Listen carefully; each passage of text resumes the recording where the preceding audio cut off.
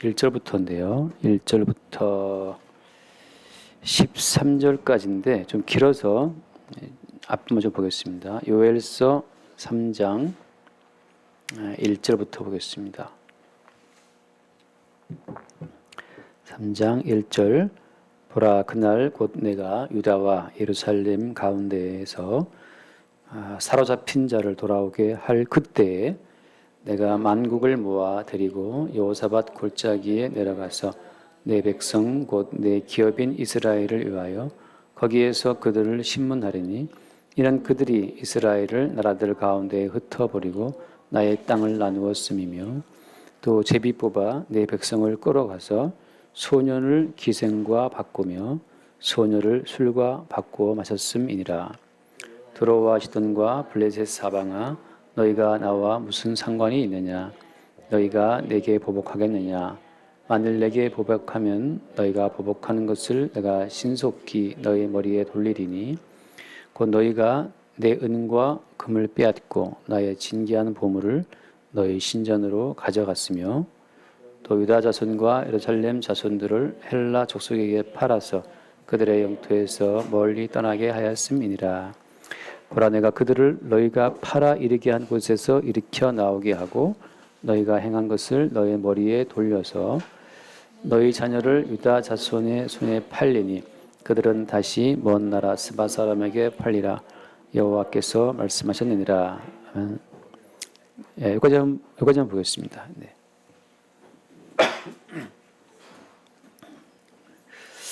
요엘서의 예언도 그렇게 쉽지만은 않습니다. 우리가 모든 성경을 볼 때 모든 성경이 이루어진 그 예언 성취의 지점에서 성경을 봐야 전체가 보이죠. 우리가 어떤 산을 등산한다고 치면 그 산 아래에서는 전체 산의 모양을 볼 수가 없죠. 결국은 산에 올라가서 정상에서 내려다보면 전체 모든 산의 모습이 보이는 것처럼 이 모든 하나님의 예언도 마찬가지입니다. 이 예언의 과정 가운데에서는 우리가 예언의 전모를 알 수가 없고 예언이 성취되고 이루어진 성취의 지점에서 돌아봐야만 전체 예언의 모든 말씀이 우리 눈에 들어오게 되는 거죠. 마찬가지로 오늘 말씀도 마찬가지입니다. 모든 예언이 성취되고 이루어진 지점은 십자가라고 하는 거예요. 십자가에서 예수께서 못 박혀 죽으실 때 그때 모든 예언이 이루어진 겁니다. 그 예수님이 십자가 못 박혀 피 흘리심으로 이루어 놓은 그 예언 성취의 지점에서 이 모든 말씀을 볼 때 그때 이제 이 모든 말씀의 실체가 우리에게 보일 수가 있습니다. 자, 그래서 오늘 말씀 가운데 보면 이런 이야기를 하거든요. 그 2절 말씀에 내가 만국을 모아 데리고 여호사밧 골짜기에 내려간다 그런 말씀을 하고 있습니다. 모든 만국을 다 모아서 여호사밧 골짜기에 내려간다고 하는 거죠. 여호사밧 골짜기는 뭡니까? 여호사밧 골짜기라는 유명한 골짜기가 있는데 이건 이제 예전에 보면 역다하에 나오지만 거기 이스라엘을 유다를 치기 위해서 연합국이 몰려오는 그런 사건이 있어요. 하나님께서 결국은 다 이제 모략을 쓰신 건데 이스라엘을 괴롭히는 주변 나라들을 다 연합하게 해서 한 덩어리가 되어서 이스라엘을 침공했을 때 그 침공에 들어왔을 그때 그 격전지가 여호사밧 골짜기입니다. 여호사밧 왕 때 여호사밧 왕이 그 연합국을 대항해서 싸웠던 그 싸움의 양상이 있는데 거기서 이제 정말 한 방에 여호와께서 그 연합국들을 다 무찌르시고 유다를 구원하셨던 사건이 있거든요. 그 사건을 지금 두고 말씀하고 있는 거예요. 무슨 말이냐면 모든 나라들을 다 모아서 한 날에 한 장소에서 끝장을 내시겠다라고 하는 것을 말씀하고 있는 겁니다. 자, 여기서 우리는 뭘 생각하냐 하면 이방 민족들의 그 멸망의 날이 따로 정해져 있다는 거예요. 이방 민족들의 멸망과 심판의 날이 따로 정해져 있다는 사실을 우리가 생각을 해봐야 됩니다. 다시 말해서 그러면 어때요? 그러면 지금은 이방 민족들의 멸망의 때가 아니기 때문에 지금은 이방인들이 심판을 받고 멸망할 때가 아니기 때문에 지금은 이방인들이 득세를 한다는 거죠. 다시 말해서 쉽게 말하면 그냥 언약 바깥의 백성, 이방 민족들, 예수를 믿지 않는 사람들도 지금은 힘을 얻고 지금 무슨 죄를 지어도 하나님의 심판이 신속하게 나타나지가 않고 예수를 안 믿어도 잘 살고 예수님을 회방해도 뭐 아파트값만 자마 올라가고 말이죠. 예수를 믿지 않아도 벌이는 사마다 잘 되고 뭐 그런 일들이 있다는 거예요. 예, 아까 오늘 말씀처럼 말이죠. 예수를 믿지 않는데 이상하게 힘이 세. 그래서 예수님 내가 자빠져 오히려 뭐 그런 경우도 있다는 거죠. 자, 문제는 뭡니까? 예수를 믿는 언약 백성들의 경우에는 이만큼 뭐 죄를 지어도 즉각적으로 하나님의 징계가 따라와요. 유다에서 무슨 일이 벌어지면 즉각 하나님의 심판에 따라와서 인구가 팍팍 주는 사건이 벌어집니다. 다윗이 백성들의 숫자를 세웠다고 해서 인구 조사했다고 해서 말이죠. 그래서 하나님께서 또 엄청난 재앙을 보내서 3일 동안입니까? 이틀 동안에 유다 민족들의 숫자를 확 줄여버리죠. 죽이는 거예요. 연병을 보내서. 그러니까 뭐 아니 인구 조사 그 백성들 숫자 센 것이 무슨 큰 죄라고 하나님이 그냥 바로 죽이시는 거죠. 우리가 봤다시피 이스라엘 백성들이 광야에 들어왔을 때 우상 숭배했다고 몇천 명 그냥 죽여버리고 음행했다고 하루아침에 23,000명 죽여버리고 신약에 들어오게 되면 삽비라와 아나니아가 헌금을 바칠 때 그 액수점 속였다고 해서 또 바로 또 죽어버리지 않습니까? 자, 언약 백성의 경우에는 하나님을 섬김에 소홀하는 순간순간 하나님의 징계가 즉각적으로 시행된다고 하는 거.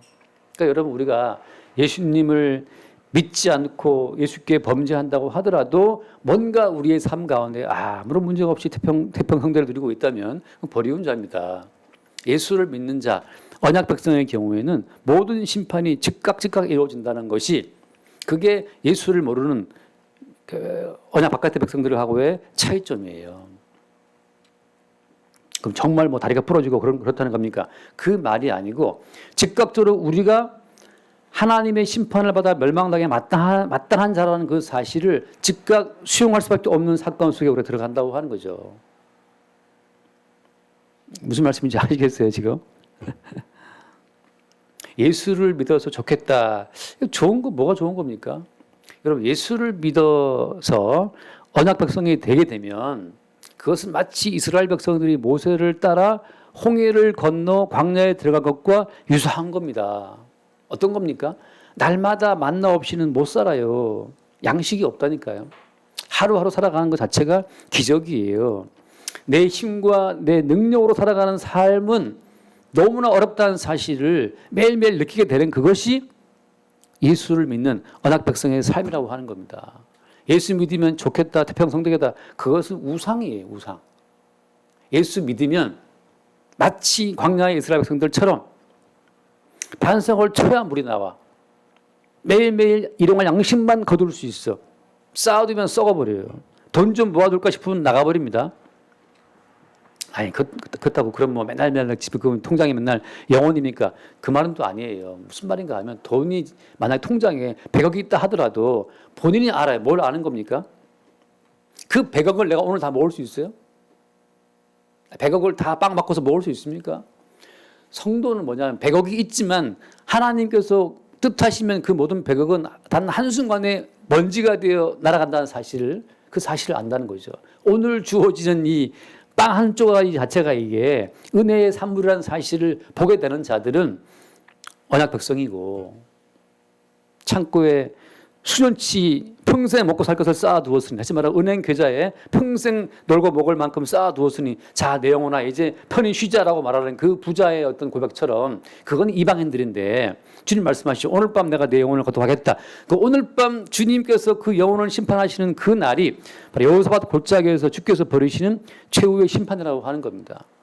언약 세계 속에서 확정된 심판이 순간순간 우리에게 덮쳐와서 적용되는 것을 그 사건을 경험하게 되는 사람들이 그게 주님의 택함 받은 백성의 삶이에요. 그래서 주님께 택함 받은 언약 백성의 삶이라고 하는 것은 단위가 day by day 이게 하루하루 끊어지는 거예요. I just live from day to day. 난 단지 하루로 살아간다고 하는 내일의 목숨은 내 것이 아니라는 사실. 그렇다고 성도가 죽은 자입니까? 아니에요. 성도는 생명이 있어요. 생명, 영생이 있기 때문에 비록 내가 내일 목숨이 끊어진다 하더라도 어떻습니까? 내일 목숨이 끊어져도 성도는 죽은 거예요, 산 거예요? 성도는 산 거예요. 영생이 있기 때문에. 목숨 끊어지면 죽은 거지. 아니야, 목숨 끊어지는 것은 그냥 목숨 끊어지는 겁니다. 약속하신 모든 말씀처럼 이 육신은 흙으로 가는 거예요. 그게 죽음이 아니에요. 마지막 죽음은 영원한 지옥의 형벌인데, 둘째 사망인데, 성도 입장에서는 영원한 생명이 왔기 때문에 이제 이 목으로 숨 쉬는 이 목으로 왔다 갔다 하는 이 숨줄기, 이 목숨 자체를 성도는 믿지 않는 거죠. 이거 목숨이에요. 오늘 가다가도 끊어질 수 있고 내일 끊어질 수도 있죠. 요즘 뭐 올라오잖아요. 백신 맞고 뭐 고3이 죽었네. 백신 맞고 건강한 남편이 뭐 폐가 다 녹아서 죽었네. 뭐 그런 얘기 올라온단 말이죠. 목숨 자체는 이것은 모두가 다 시한부입니다. 목숨 자체는.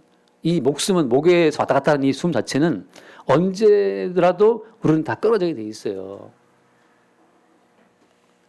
아니 의사가 환자한테 아이고 말기 암이시네요. 3개월 못 넘기겠습니다. 라고 지나렸던 그 의사가 퇴근하고 집에 가다가 차 사고 나갖고 그날 본인이 죽어버렸네. 그러니까 이 의사가 환자한테는 3개월 시한부라고 선고했는데 본인이 그날 퇴근하는 길에 목숨이 끊어질 줄은 본인도 몰랐죠. 도대체 누가 살아있다고 장담할 수 있어요? 근데 주님 말씀하시죠. 나를 믿는 자는 죽어도 살겠구라고 하잖아요. 그 다음에 나를 믿는 자는 영원히 죽지 아니하리라. 죽지 않는 영원한 생명이 성도에게 와 있기 때문에 한시적인 목숨 따위는 던져버릴 수 있는 그 믿음이 그게 성도의 담대함이라고 하는 거예요. 산다는 것은, 생명이라고 하는 것은 목숨하고는 다르다는 사실. 목숨은 끊어진다 하더라도 성도에게는 생명이 있다고 하는 거죠. 그래서 주님께서는 구원받은 백성의 경우에는 매일매일 그들에게 징계를 시행함으로 말미암아서 히브리서 말씀 나오듯이 징계가 없으면 사생자란 말이에요. 버려온 자예요. 징계가 우리 가운데 나타남으로 말미암아서 내가 음행하는 자라. 광야에서 그들이 음행하다가 하루에 2만 3천 명이 죽었다 한 말씀처럼 내가 오늘 음행자가 되어서 하나님께 죽어마땅한 자라는 사실을 오늘 확인받는 그 사건. 내가 오늘 혈기와 분을 내어서 미움을 품어서 저 사람을 내가 죽였단 말이죠.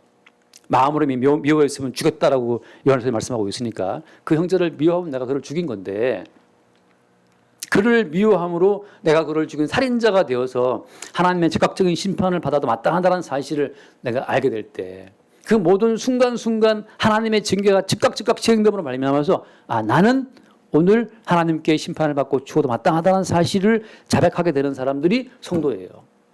근데 예수를 믿지 않는 모르는 이방인의 경우에는 어떠느냐 하면 예수를 이름 부르지만 성령 받지 못한 사람들은 어떠한 죄를 지어도 입술로 잘못했습니다 주님 자기의 죽어 마땅함을 인정하지 않아요. 오히려 내가 잘못했다는 것을 알고 있는 그 자기가 회개하는 그 회개를 자기의 의로 삼아버려요. 그래서 가끔씩 애들한테 혼내키면 야 똑바로 해 이거 이렇게 했어. 그러면 아빠 내가 미안하다고 했잖아. 이제 화를 내는 거죠. 아까 내가 미안하다고 사과했잖아. 이제 본인이 사과한 것이 또 의가 돼서 또 그거 이제 본인이 사과하고 잘못했다고 인정했던 그 자체를 의 삼아서 또 덤빈다 이 말이죠. 그게 이방인들이에요. 교회 나왔어요. 성령 없이 아무리 성경을 읽고 본인이 뭐를 회개한다 하더라도 회개한 그 행위가 또 자기의 의가 되어서 하나님께 반항하는 언약 백성이 아닌 자들의 모습을 보인다고 하는 거죠. 끝내 자기가 하나님의 심판을 받고 죽어 마땅한 자라는 사실을 인정치 않는 자들이 언약 바깥의 백성들입니다. 제발 좀 깔끔하게 죽어다오. 제발 좀 잔말 말고 할 말은 다 했느냐 하고 그냥 제발 좀 내가 네 보고 날릴게 하고 이게 자기의 죽음 자체를 매일매일 새롭게 수용하게 되는 사람들이 성도고 그 매일매일 예수와 함께 못 박힌 자리에서 죽어 마땅한 자기의 실상을 고백하는 자들이 다시금 주의 은혜로 지금 목숨이 붙어서 숨쉬고 있다는 사실을 알 때 그때 살아있는 건 뭐예요? 그때 살아있는 것은 내가 아니고 그리스도 예수로 인하여 사는 것. 내가 사는 것이 아닌 것 속에 주님이 살고 있다고 하는 거죠. 오늘 그 뒤에 말씀 보세요. 3절 말씀에. 그때 그 2절 끝에 보면 2절에 자, 내가 만국을 모아들이고 여호사밧 골짜기에 내려가서 내 백성 곧 내 기업인 이스라엘을 위하여 거기에서 그들을 뭐한다? 그들을 심문한다.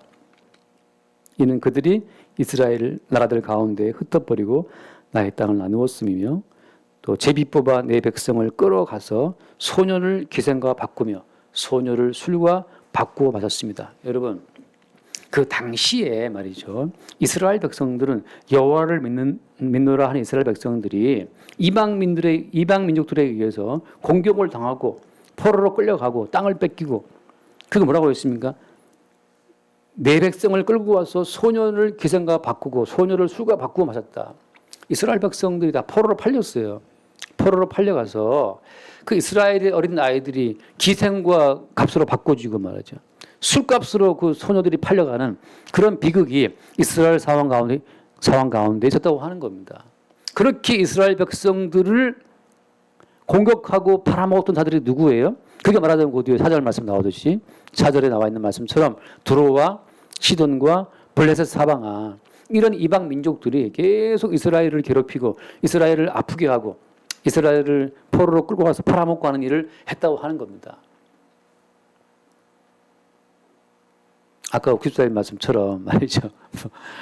이방인과 성도가 붙어서 누가 이기느냐. 이스라엘 백성들하고 이방인이 붙으면 누가 이겨야 마땅한 거예요. 마땅히 이스라엘이 이겨야 되는데 오히려 이스라엘이 이방 민족에 의해서 공격을 당해서 다 팔려가고 말이죠. 자녀들이 기생과 바꿔주는 사태가 벌어진 겁니다. 이 진 거예요. 누가 이긴 겁니까? 이방인이 이긴 거예요. 이스라엘이 졌단 말이죠. 그런 일을 했다. 우리는 말하기를 하나님 그걸 왜 보고만 있습니까 좀. 이스라엘이 공격을 받고 이스라엘 어린 아이들이 팔려가는 걸 왜 보고만 있습니까? 우리 입장에서는 주님 성도가 안 되는 걸 왜 보고만 있어요. 성도의 사업 잘 되게 하시고 성도의 학업도 잘 되게 하시고 성도가 뭐든지 잘 되게 해야 되는데 왜 이렇게 고통 가운데 우리는 따질 수 있죠. 여기서 보여주는 사건이 뭡니까? 이스라엘은 언약 백성의 삶이 어떤 삶인지를 보여주는 예표로 지금 동원된 것인데 여기서 말하는 것이 바로 뭐예요? 히브리서 말씀대로 보자면 이게 징계예요. 징계. 이스라엘은 그 어떤 언약 바깥의 일을 벌리게 되면 즉각 하나님이 공격을 해버리십니다. 우리 속에 있는 비언약의 요소를 잘라내는 거예요. 성도 입장에서는 끝없이 해서 이 땅 가운데 편안히 살 수가 없어요. 어떤 식으로 봤을 때는 이 땅의 기준으로 봤을 때 성도는 평안할 수 없습니다. 왜? 우리 내부에서 끝없이 하나님 보시기에 옳지 못한 비거룩이 올라오기 때문에 우리는 살 수 없어요. 매일매일 하나님께서 우리 내부에 올라오는 음란 바로 쳐버립니다. 욕망 바로 쳐버려요. 하나님을 시험하는 것 바로 쳐버립니다. 우상숭배 바로 쳐버려요. 원망하는 것 바로 쳐버리고 그거 우리가 봤다시피 이미 광야에서 이스라엘 백성들이 당한 거 아닙니까? 그래서 어때? 광야 사람들 지저급한 사람들 다 죽었잖아요. 싹 다 에브리바디 다 죽고 남은 사람 2사람 여호수아 갈렙만 살아남았죠. 그 뭘 보여주는 겁니까? 우리는 매일매일 죽는 거예요. 스스로 죽는 것이 아니고 우리 내부에 올라오는 비언약의 요소, 거룩지 못한 요소, 세상을 사랑하는 그 마음 때문에 우리는 매일매일 하나님의 징계를 받고 깨지는 겁니다. 그래서 이방 민족과 관계성 속에서 우리가 깨짐으로 말미암아서 무엇을 보는 거예요? 우리 내부에 있는 비언약의 요소를 보는 겁니다. 아, 내가 하나님 보시기에 멸망을 받아도 참 마땅하구나. 왜?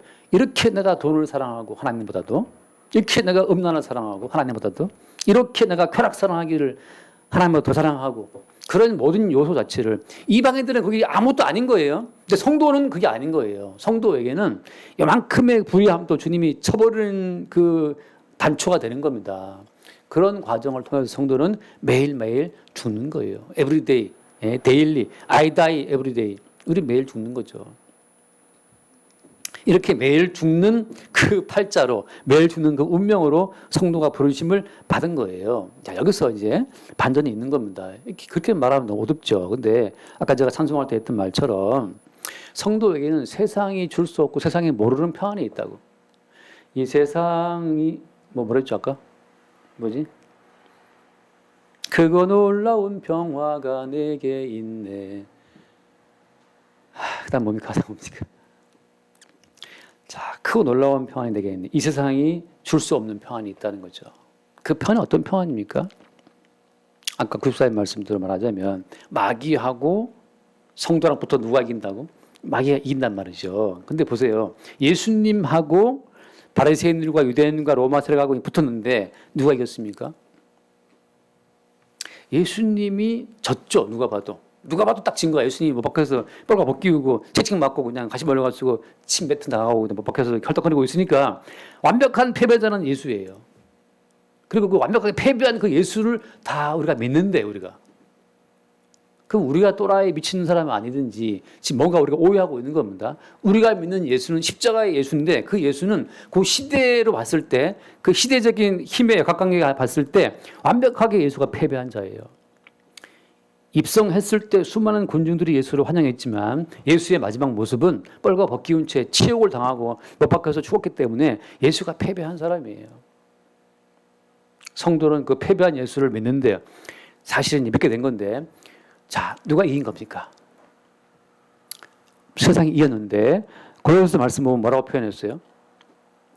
주님께서 영적 세계 가운데서 봤을 때 뭐라고 하냐면 예수님께서 그리스도께서 십자가에서 이겼다라고 이겼다. 그게 이긴 거 맞습니까? 그게 이겼다는 거예요. 십자가의 죽은 모습 자체를 성경 가운데서는 이겼다라고 표현합니다. 뭐가 그게 이긴 거예요? 그럼 십자가는 겉으로 봤을 때는 100년 봐도 진 겁니다. 누가 봐도 성도는 망한 거예요. 그 죽음 속에 모두가 다 찾고 싶은 영원한 생명이 숨어 있었다는 사실을 그러니까 성령 안에서만 보이는 겁니다. 그리고 성령으로 아니하고서는 그 죽음 세계 속으로 따라 들어갈 수가 없어요. 무서워서. 근데 생명은 어디에 생명은 예수님의 십자가의 죽음 그 속에 그 생명의 세계가 그 속에 들어있는 겁니다. 십자가는 영원한 생명의 세계로 들어가는 입구가 되는 거죠. 통로가 되는 거예요. 현재 목숨을 보존코자 하는 자들은 결단코 그 십자가의 그 문을 들어갈 수가 없습니다. 다 컴백, 다 턴백, 다 돌아서는 거예요. 죽어도 다시 말해서 뭐가 이기는 것이냐? 하나님의 심판을 받고 죽는 그것이 하나님의 심판 자체가 그대로 시행되는 그것이 그게 이기는 겁니다. 심판을 피하려고 평생 도망 다닌 것은 지린 것이고 심판 자체를 받아들이는 그것이 이기는 거예요. 하나님이 확정해 놓으신 죽음의 심판 자체를 그대로 수용하는 그것이 승리라고 하는 거죠.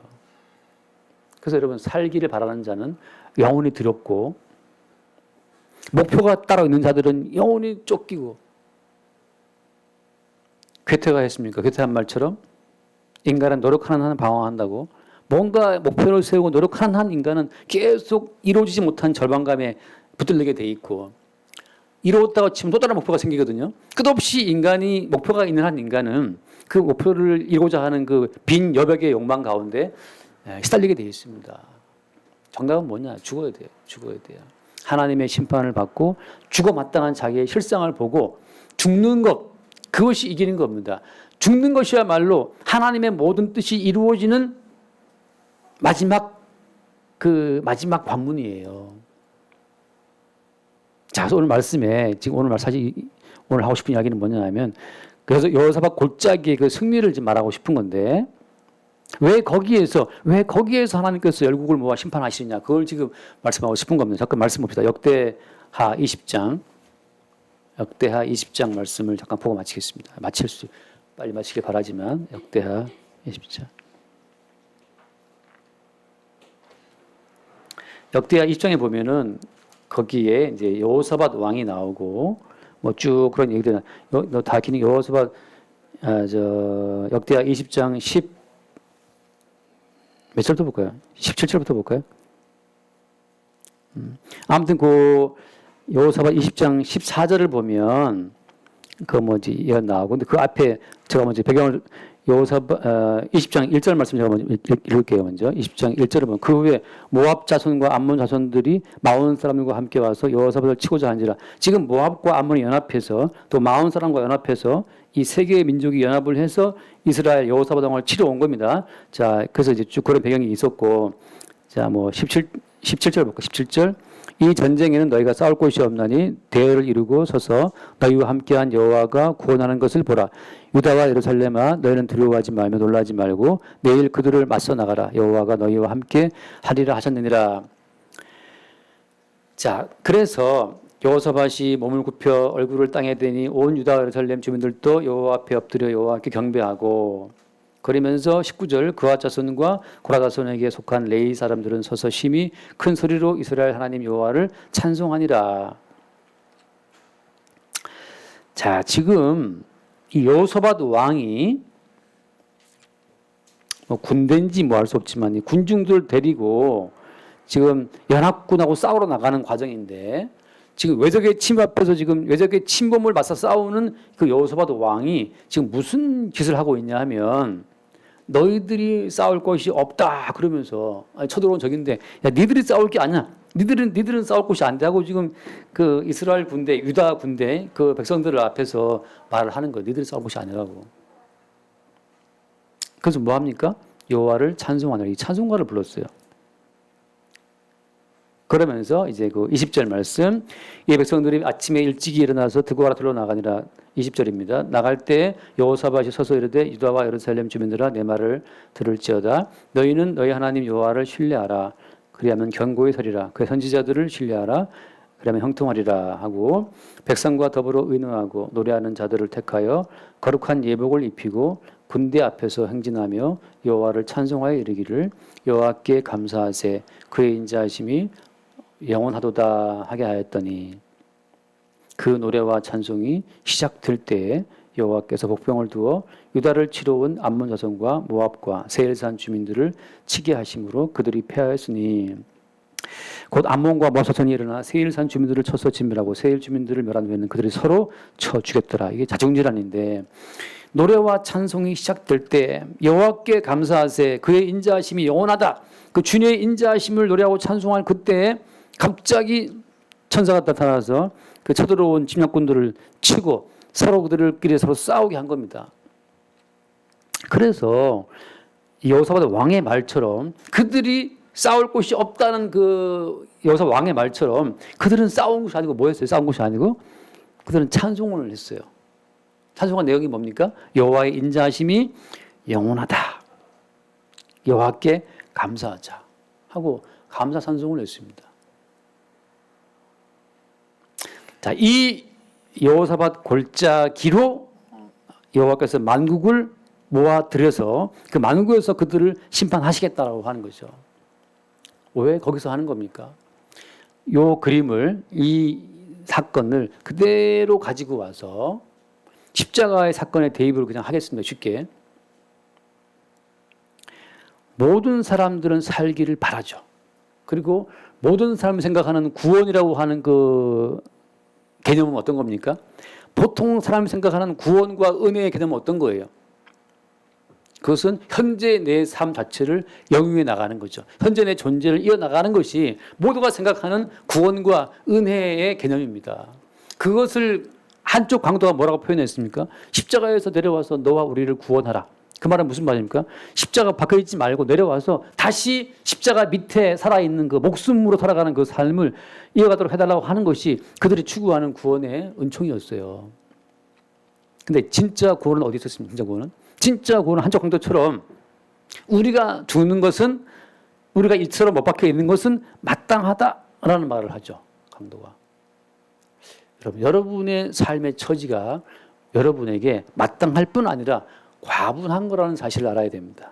원래 우리의 자리는 십자가 못 박혀 죽은 예수님과 함께 죽는 그 자리가 본래 우리가 받아야 될 마땅한 대우예요. 하나님께 우리가 받아야 될 마땅한 대우는 이게 뭐 넥타이 매고 뭐 이게 설치는 것이 아니고 뻘거 벗기운 채로 못 박혀서 헐떡거리고 있는 그 자리가 본래 우리의 마땅한 자리라는 사실을, 그 자리에 선 사람만이 비로소 뭘 하냐 하면 자기의 생존과 자기의 영광을 위해서 아무것도 할 것이 없다. 만약에 여호와께서 저 군대를 총동원해서 우리를 죽이려고 하시면 우리는 죽어도 괜찮다라고 하는 거죠. 연합국 모압과 암몬과 세일 연합국 앞에서 우리가 칼에 맞아서 종으로 팔려가 죽임 당해도 마땅하다. 다만 우리는 뭐 한다? 다만 우리는 주의 인자하심을 찬송한다라고 하는 이 고백 속에 주의 처분에 자기들을 맡기는 그 모습이 오늘 여호사밧 군대의 모습이고, 주의 처분에 자기를 맡기는 그 모습이 구원받은 강도의 모습이에요. 하나님의 저주를 받아 죽어마땅한 십자가의 자리에서 벗어나서 또 다른 어떤 삶을 내가 꿈꿀 때 그 모든 꿈이 허상이고, 그 꿈 배후에 마귀가 웃고 있고, 그 꿈 배후에서 마귀는 계속 우리에게 그 꿈을 이루기 위해 너는 노력해야지, 달려나가야지, 더 일을 더 열심히 해야지, 그런 말이 주어진다는 거죠. 옛날에 뭐 정주영 회장이 뭐 4시간 잤다는 말 하잖아요. 4시간 잤다고. 이거 뭐 정확한 말 아니죠. 어떤 기자가 물어봤대요. 회장님 정말 그 4시간밖에 안 잔다는 말이 지금 퍼져 있는데 4시간밖에 안 주무신 게 맞습니까? 이렇게 물어봤을 때 정주영 회장이 했던 말이, 그 어떤 미친놈이 그러냐고. 4시간밖에 안 자는 사람이 제대로 일을 할 수가 없다. 자기는 집에서 침대에 누워있는 게 4시간이지만 수시로 잔다는 거죠. 수시로. 차에서 자꾸, 자기 회장이니까. 최소한 나는 8시간, 7시간 잔다는 거. 그렇게 일을 안 자면 정신이 모아지지 않아 일을 못 하는데, 어떤 4시간 자는 놈은, 그 사람, 그런 놈은 회사, 저기, 입사시험 떨어뜨려야 된다는 거죠. 회사에 큰 사고 칠 놈이라는 거죠. 어디에서 잠 못 자고 이렇게 단순 딴거 놀러 갔고 막 행복이 쏠 놈이란 말이죠. 무슨 말이냐 하면은, 무슨 말 하고 싶어서 이 말 했냐면, 여호사밧 골짜기에 만국을 모아 심판한다라고 말씀하시는 것은, 그냥 너희들이 하나님 보시기에 다른 어떤 꿈이 있어서 말이지, 그 목표를 이루기 위해서 막 달려갈 때, 이 추방된 에덴 동산 바깥에서 어떤 꿈이 있다? 목표가 있다? 이건 지금 너희들이 저주를 내리신 하나님의 저주를 지금 쌩까고 지금 웃기고 있네. 우리는 꿈꿀 거야. 이 짓이라 이 말이죠. 하나님이 내린 저주를 저주답게 받아들일 때, 그때 우리의 삶은 그 저주를 통과하면서 모든 것이 은혜와 축복으로 바뀌는 겁니다. 십자가를 통과할 때 거기에 생명이 숨어 있는 것처럼 예수와 함께 죽는 그 죽음을 관통해야 그 배후에 있는 것이 감추어진 생명이라고 하는 거예요. 우리에게 목표가 있다? 그것은 우리는 꿈꿀 만한 주제가 못 되는 인생들인데, 제가 늘 하는 말처럼 그냥 우리의 희망이라는 오락이죠. 오락. 우리의 꿈, 그냥 우리의 오락 즐거움이에요. 내일 뭐 할까? 내일 뭐 어디 가서 뭐 해야겠다. 이렇게 항상 하는 것은 우리의 즐거움인 거지. 그것이 신앙도 아니에요. 신앙이란 뭐냐? 못 박힌 강도처럼 이렇게 못 박혀 주는 것은 마땅하거니와, 다만 당신 나라에 임할 때 나를 뭐라 했습니까? 나를 기억하소서 했던 말처럼, 기억하소서 했던 말처럼, 주님의 은총이라면 나에게 그 내가 기대고 바라는 것이 주어지겠지만, 주님 그것이 아닐지라도, 그리 아니하실지라도 나는 오히려 못 바꿔주는 이것이 나에게 마땅함을 내가 압니다. 그래서 여호사밧은 이것은 우리 유대 나라가 적들에 의해서 초토화돼서 다 끌려가도 마땅하다 이 말이죠. 다만 그 마땅한 중에도 무엇은 빛나고 있어요? 태양은 빛나듯이 우리가 이방인의 못 박혀서 전멸당해서 죽는 그 와중에도 여호와의 인자하심은 영원하다. 우리에게는 이미 영원한 생명이 있고, 목숨 자체가 죄들에 의해서 끊어진다 하더라도 생명이 있기 때문에, 거기에서 여호사밧 왕은 전쟁을 포기하고 오히려 군복이 아니라 예복을 입히고 찬양들을 앞세워서 여호와의 그 인자하심을 찬양하면서 나가는 겁니다. 그냥 오늘 우리가 적들에 의해서 죽임 당한다 하더라도 마땅하다. 다만 우리의 모든 삶의 처지를 주께 100% 완전 일임 의탁합니다. 사나 죽으나 우리는 주의 것이다. 다만 우리는 주의 인자하심을 노래할 뿐입니다 하고 나가는 거죠. 그럴 때 주님이 주신 복병이 적들을 치고 그들을 구원하신 거죠. 그걸 통해서 그들은 뭘 아는 겁니까? 100% 이 전쟁의 승리는 우리 개인들의, 우리 나라의 군사력, 우리 장군의 훌륭한 지휘관의 그런 전략, 다 개뿔이 아무것도 아닌 거죠.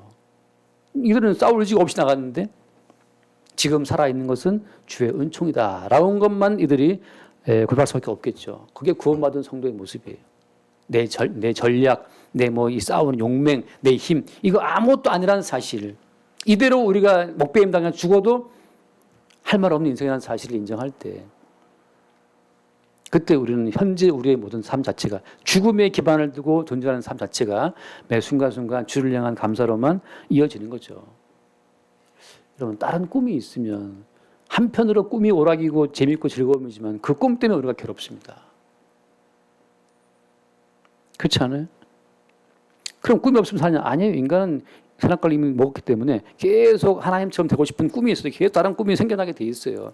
그냥 꿈과 그 희망을 하나의 오락처럼, 하나의 죄성의 하나의 현상인 것처럼 받아들이시기를 바랍니다. 왜? 이미 우리의 모든 인생의 모든 길은 태어나서 한날이 되기 전에 다 써져 있어요. 여호와의 책에. 주님의 책대로 우리는 가는 겁니다. 항상 우리의 계획과 꿈이 깨지면서 이 길이 아니고 이 길이었네. 주님께서 책에 써놓으신 길이 이 길이었구나를 우리가 보고 가는 거죠. 그 과정에서 우리는 그것이 징계를 받는 겁니다. 내가 꿈꾸었던 꿈이 깨지면서 이게 아니었구나. 너 왜 다른 꿈을 꾸고 있어? 깨지면서 또 주님 예비하신 여호와의 책에 쓰여진 길을 확인하고 그렇게 한 걸음씩 한 걸음씩 하루하루 살아가는 게 성도의 인생이고 그 모든 과정에서 나타나는 결론적인 유일한 고백은 바로 뭐냐? 여호와의 인자하심이 영원하다. 여호와께 감사하세. 돌아보니 감사밖에 할 것이 없는 거죠. 그 감사밖에 할 거 없는 인생으로서 하나님 나라에 들어갔을 때 100% 주의 은혜만 노래하게 되는 그자들이 하나님 나라에 들어온 백성이 되는 겁니다. 그리고 마지막에 우리를 아프게 했던 모든 이방 세력들, 이 땅의 꿈과 목표로 가지고 우리를 이렇게 찔렀던, 야, 너 열심히 살아야지, 돈 많이 벌어야지, 뭐 좋은 데 가야지, 좋은 데 취업해야지, 그렇게 하는 사람 망한단 말이지. 심지어 여기 와서 우리 교회 왔었던 그 설비하신 분까지도 목사님 빨리 부흥하셔갖고 그대 하셔야죠 했었던 그 설비하시는 분이 있거든요. 그분이 하도 저한테 예의 바르게 나이도 한 벌써 60대 훨씬 넘으신 분인데 70 되신 분인데 저한테 깍듯하게 목사님 되셨지만 그분이 예의 바른 분인 줄 알았어요. 교회 안 나가는 분이지만 한 번은 통화를 하다가 여기 받으러 오신 분이 이제 뭐 이렇게 맞냐고 물어보면서 이제 그래서 전화를 이제 그분은 이제 끊었다 생각했나 보지 이제. 그래서 목사님 그 기사 왔다 갔습니까? 그래서 아직 안 왔다 그러니까 알겠습니다. 알아보겠습니다 하고 이제 하면서 뭐 신발 뭐 좀 막 이것들이 왜 일을 빨빨 안 하냐고 막 욕설을 하면서 전화를 끊는 거예요. 저는 놀랐어요. 야, 씨 무슨 분이었네. 그렇게 막 신발 나라 그러는데 내가 막 맞는 느낌이 들어요. 그분 또 꿈이 있어요. 어떤 꿈이 있습니까? 목사님, 더 큰 교회 이게 예배당 확장하시고 부흥하시고 막 그러셔야죠라고 하는 그분도 꿈이 있어요. 그 꿈으로 압박하는 거잖아요. 목사님 뭐 하고 있습니까? 지금 왜 이렇게 빨리 교회 부흥시키지 않고 뭐 하고 있냐고 압박하는 그 압박 속에서 제가 고통을 물론 뭐 좀 약간 저는 자유로웠지만 잠깐 좀 이렇게 뭐가 찔리는 느낌. 참 내가 왜 그 생각 못했지 생각이 들더라고요. 끝없이 악마는 마귀는 우리에게 세상과 비교해서 너 왜 이따구로 사냐라고 우리를 압박하는데 성도의 진짜는 어디 있는 거예요? 성도의 진짜 모습은 성도의 진짜 위치는 주와 십자가 못 박혀 있는 거기 있는 겁니다. 거기서 조롱을 당하는 거예요. 너 왜 그러고 있냐? 근데 그 길이 내가 오늘 밤 낙원에 있으리라. 그게 낙원으로 가는 지름길이었고 낙원으로 가는 KTX 지금 타고 앉아 있는 거예요. 낙원 직행 KTX에 타고 있는데 밖에서 보기에는 그게 저거 왜 죽어 있지? 이렇게 죽어가려고 그러지? 왜 죽어 있지? 그래 보는 거죠. 그래서 이 세상이 줄 수 없고 알 수 없는 평화를 지금 준다고 말씀하시잖아요. 저는 그 안타까운 게 예수님께서 야 내가 평안을 줄게. 이 세상에서 줄 수 있고 이 세상 사람들이 부러워하고 이 세상이 알 수 있는 그런 평안을 줄게. 그랬으면 저는 좀 오케이 땡큐 베리 마치인데 주님 요한복음 말씀처럼 이 세상이 알 수도 없고 줄 수 없는 평안을 주겠다. 아니 그런 거 말고 세상에 다 알 수 있는 평안을 좀 주세요. 돈보따리 평안 좋잖아요. 다 볼 수 있는 평안. 근데 세상에 알 수 없는 평안. 이거 뭐 지하에 집어넣고 기쁘대. 그러니까 이게 뭔가 알 수 없는 평안이에요. 제 동기들이 여기 한번 놀러 왔다가 여기 내려오면서 아이고 정 목사님 망했구나. 그렇게 그 사모님 고백이 저한테 내려오면서 망했다. 이분이 망했다라고 생각하고 내려왔다는 거 아니에요. 들어와 보니까 또 괜찮네 이렇게 말을 했지만 아니 그 남들이 볼 때 망했다라고 하는 그 외적인 모습 속에 오히려 지금 여호사박 군대가 쳐들어온 이 모압과 암몬과 세일 연합군 속에서 망한 거죠. 끝났어요. 끝났는데 오히려 이것들이 편이 안 죽고 아니면 저 계백장군처럼 격차대로 안 싸우고 다 예복을 빼입고 넥타이 메고 앉아서 노래를 찬송하고 있으니까 이거 뭐 또라이 집단이죠. 미친놈이죠. 세상에 줄 수 없는 평화 속에 있는 거예요. 군대의 평안, 핵폭탄의 평안, 그런 것이 세상에서 말하고 있는 힘의 균형이란 말이죠. 핵이 있어야 평안하다는 건데 성도는 그런 세상 가운데에서 핍박을 당합니다. 왜? 동일한 그 논리를 따라가지 않으니까. 자꾸만 말이 길어져 갖고 말이죠. 자꾸 또 말 나오려고 그러니까 끊고 이제 여기까지 합시다. 그래서 여호사밧 골짜기 마지막 최종적인 심판 속에서 주께서 그 여호사밧 골짜기에서 심판한다고 하는 그 말의 의미, 다시 말하면 예수님의 십자가 앞에서 모든 열국을 심판하시는 겁니다. 그 십자가 예수와 함께 죽는 것이 바로 낙원으로 가는 천국으로 가는 것을 본 사람들이 택함받은 백성이고, 십자가에서 한사코 도망치려는 사람들, 저렇게는 살 수 없어 하고 이제 뒤로 돌아 도망가는 그 자들이 오히려 영원한 멸망 가는 백성이라고 하는 거죠. 그 십자가를 기준으로 해서 선명히 나눠지는 겁니다. 날마다 우리가 주와 함께 죽고 주와 함께 삶으로써 지금 내가 존재하는 것은 내가 사는 것이 아니고 내 속에 사시는 그리스도가 나를 살게 하심으로써 언약이란 무엇인지를 계속 증거하고 있다는 사실, 그 사실을 볼 수 있기를 바랍니다. 기도하겠습니다.